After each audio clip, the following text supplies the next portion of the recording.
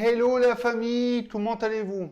J'ai reçu un smartphone qui a été annoncé il y a quelques minutes. C'est un smartphone de chez Realme, il s'agit du X50 5G. Alors il y a eu quelques tests déjà qui sont apparus. Il y a également eu le X50 Pro 5G qui est sorti il y a quelques mois.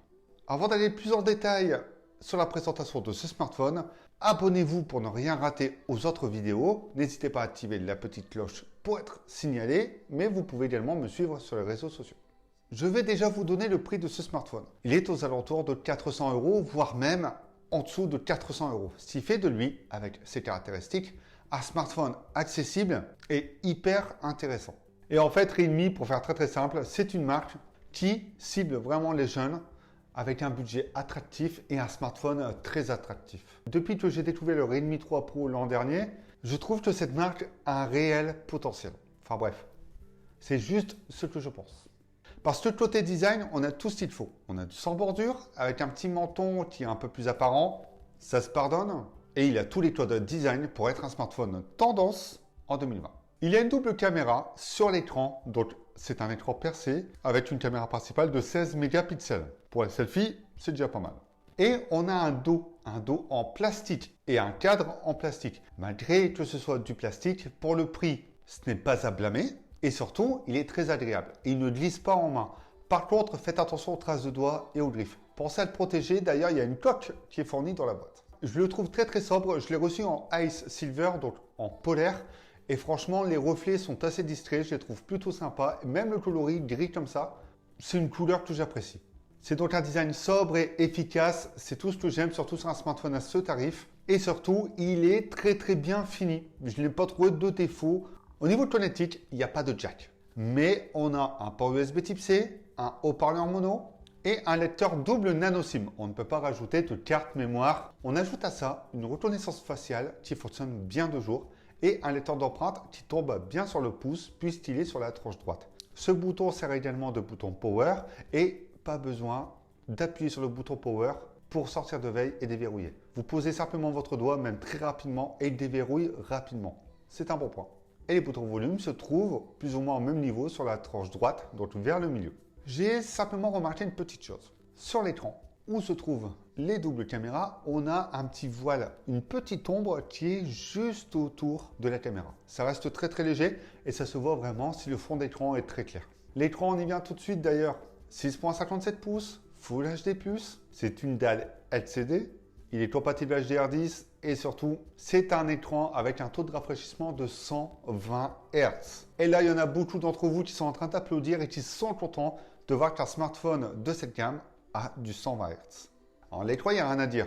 C'est un bon écran IPS, bien calibré, la colorimétrie est très bonne et la luminosité est assez puissante pour que le smartphone soit lisible en plein soleil, donc en extérieur. Il y a le thème sombre d'intégrer et il y a deux modes de couleurs proposés, le mode vif et le mode doux. Ce mode doux rendra les couleurs beaucoup plus chaudes.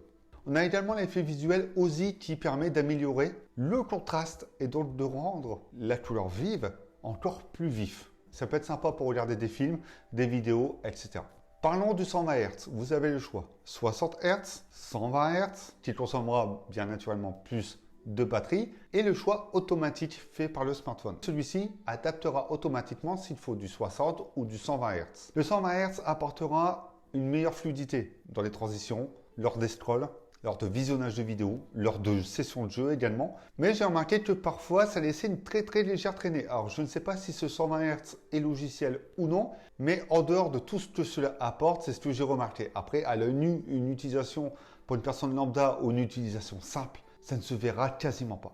Et c'est vraiment lors des scrolls, c'est pas pendant les jeux, etc. On continue avec Android 10 intégré et surtout Realme UI. Et oui, Realme a enfin son propre OS. Bye bye ColorOS, bonjour Realme UI. Il y a pas mal d'ajouts intéressants, de paramètres intéressants, complémenter ce qu'il y avait déjà avec ColorOS. Tout est plutôt bien organisé, tout est fluide, tout est réactif, l'interface est plutôt sympa. Il y a également beaucoup de paramètres pour personnaliser cette interface, que ce soit la taille des icônes, la forme des icônes, je parlais de l'écran tout à l'heure, et il y a encore plein d'autres paramètres. Il y a même la petite fenêtre qu'on retrouve comme sur ColorOS, cette petite barre sur le bord de l'écran qui vous permet d'accéder à des raccourcis. En performance, ce n'est pas une déception puisqu'il s'agit d'un Snapdragon 765G. J'ai reçu une version 6 Go de RAM et 128 Go de stockage amplement suffisant au quotidien. Tout tourne sans problème, pas de droite chauffe connue. Pour jouer, il n'y aura aucun souci. Ça devrait même vous plaire et en plus de ça, le tout est plutôt bien optimisé. Le 765G est un socle que j'apprécie puisqu'il permet d'avoir des performances et une bonne stabilité sans trop dépenser d'argent et ne pas trop perdre en performance face à un socle haut de gamme. Pas de bug en vue, etc. En plus de ça, on a du Bluetooth 5.0, NFC et surtout de la 5G puisque ce smartphone est compatible 5G. Même si chez nous, ce n'est pas encore très actif, même pas actif du tout, ce smartphone sera prêt lorsque la 5G sera déployée chez nous. Et là, on commence à avoir pas mal de points intéressants si je reparle encore une fois du tarif de ce produit. Pour la caméra, c'est une bonne surprise. Une caméra principale de 48 mégapixels, 8 mégapixels ultra grand angle, 12 mégapixels téléobjectif et 2 pixels macro. Hormis le macro que je trouve un peu inutile sur un smartphone, on retrouve les 3 principales caméras que l'on aime retrouver sur un smartphone.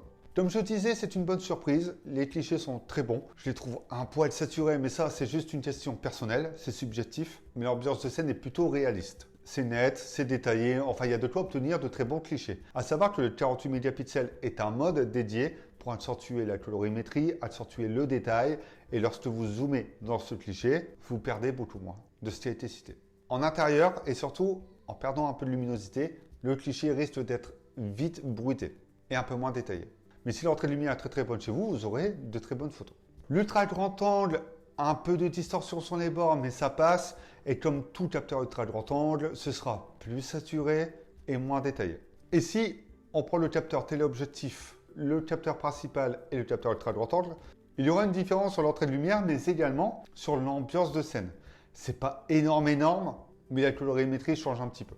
Le mode portrait est top, le détourage est top, j'ai même été surpris. Je trouve qu'il se débrouille très bien et ça permet d'avoir un bon petit flou en arrière-plan et un sujet qui n'est pas trop saturé ou pas dénaturé, au contraire. Je trouve que ce mode portrait est assez juste. Et la caméra selfie, pareil, à sortir super bien. L'autonomie, on va terminer sur ça. 4200 mAh, c'est pas mal, mais quand on fait plus de la journée, ça c'est top. En 60 Hz, si vous jouez beaucoup sur votre smartphone, vous ferez plus de la journée. Et idem en 120 Hz, vous ferez votre journée assez facilement. Donc ce smartphone est prévu, qu'importe l'utilisation que vous avez, vous ferez votre journée. À savoir que moi je le laisse en mode automatique pour le rafraîchissement d'image et ça me permet d'obtenir une moyenne de 6-7 heures d'écran allumé, ce qui est amplement raisonnable. Ce que je pense réellement de ce X55G de Realme, c'est tout simplement un smartphone intéressant, pas parfait, mais qui s'adapte à toutes les utilisations. Si vous avez ce budget de 400 € maximum pour un smartphone, intégrez-le dans votre liste parce que l'autonomie est top, la partie photo est très bonne, le smartphone est bien fini. C'est vrai qu'on peut trouver des smartphones maintenant en verre à ce prix-là. Et on pourrait même dire que le OnePlus Nord rentre directement en concurrence avec ce Realme X55G. Alors, j'avouerai que le Nord a un écran LED, comme sur beaucoup de smartphones aux alentours de ce prix-là, mais pour un écran LCD, il est vraiment très bon. Au final, malgré ces petits manques face aux autres smartphones du marché, je trouve qu'il est à conseiller et surtout que le prix reste le plus important et s'il est en dessous des 400 €, il devient plus intéressant. J'espère que cette vidéo vous a plu et on se retrouve bientôt pour d'autres vidéos.